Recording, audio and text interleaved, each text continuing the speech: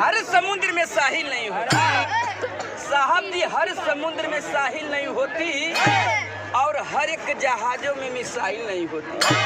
अगर आपके मैडम जी का सपना नहीं होता तो शायद आपके पॉकेट में टच वाली मोबाइल नहीं होती।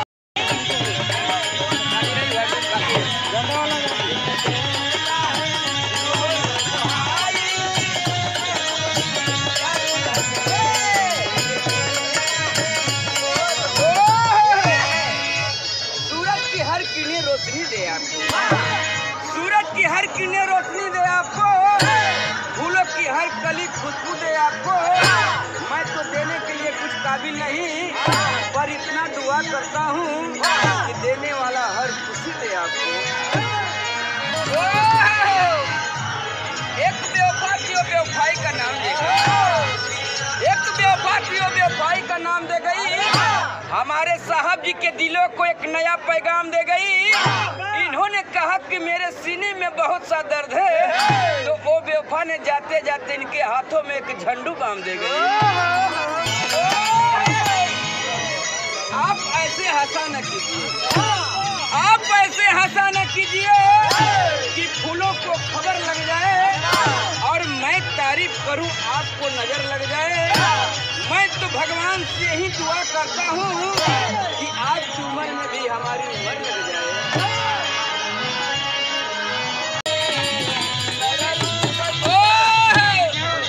हमारे अंकल जी भी प्यार किए थे, हमारे अंकल जी भी प्यार किए थे, लेकिन कोई खास नहीं हुआ। ताजमहल तो ये भी बनवा सकते थे, लेकिन क्या करें इनका लोन ही पास नहीं हुआ।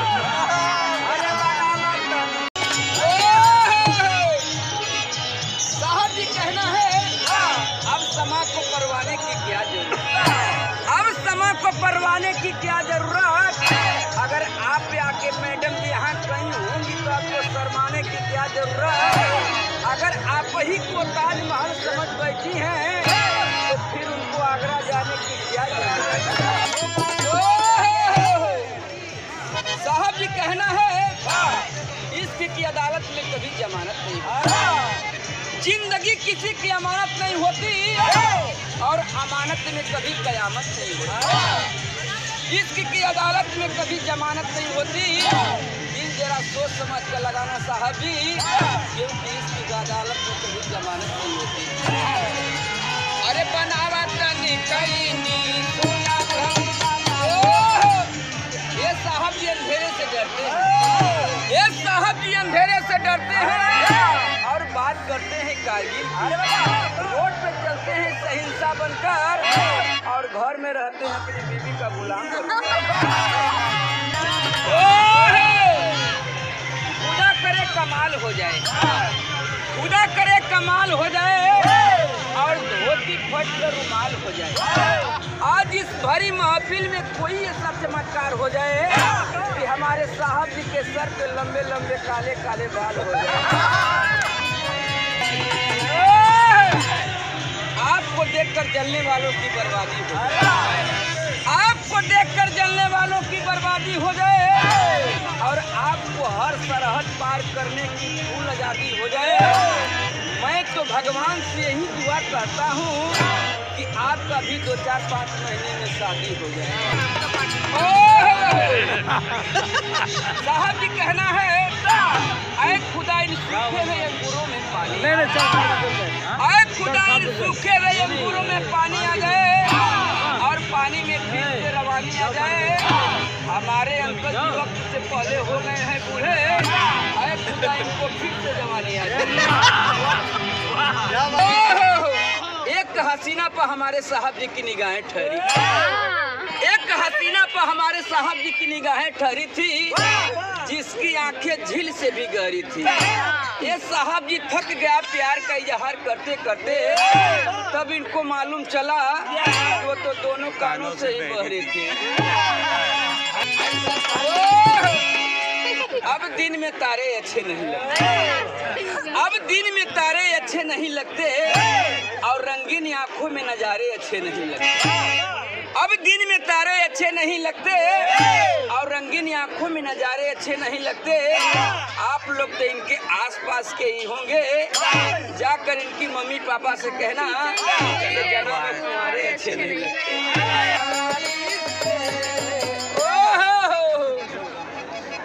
साहब जी अपने मैडम जी के ख्यालों में खोए खोए से साहब जी अपने मैडम जी के ख्यालों में खोए खोए से रहते हैं। इसलिए सोच कर कि वो सपनों में मिलने आएंगी, इसलिए काम धंधा छोड़कर दिन में भी सोए रहते हैं।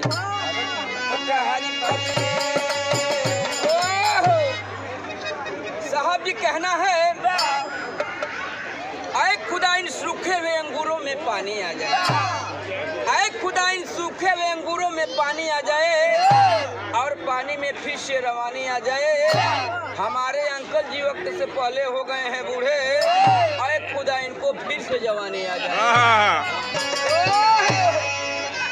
साहब जी जाम पे जाम पीने से क्या फायदा, साहब जी जाम पे जाम पीने से क्या फायदा, रात गुजरी सुबह उतर जाएगी। अगर पीना है तो अपने मैडम जी की हाथों से पीजिए, खुदा कसम सारी उम्र नशे में गुजर जाएगी।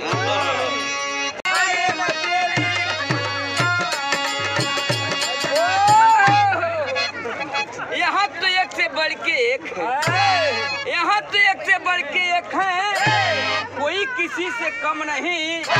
अगर आपके में मिस्टर जी धर्मेंद्र के समान हैं तो आप भी हेमा मालिनी से कम नहीं।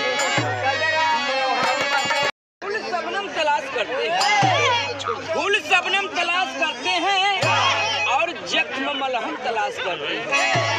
फूल शबनम तलाश करते हैं, जख्म मलहम तलाश करते हैं। अगर हमारे फुआ का कोई सहारा नहीं होता, ये फूफा का घर ही तलाश करते हैं।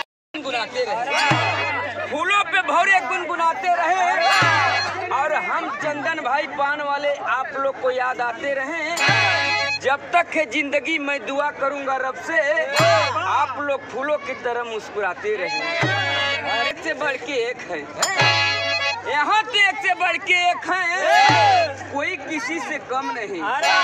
अगर आपके मिस्टर जी धर्मेंद्र के समान हैं तो आप भी हेमा मालिनी से कम नहीं।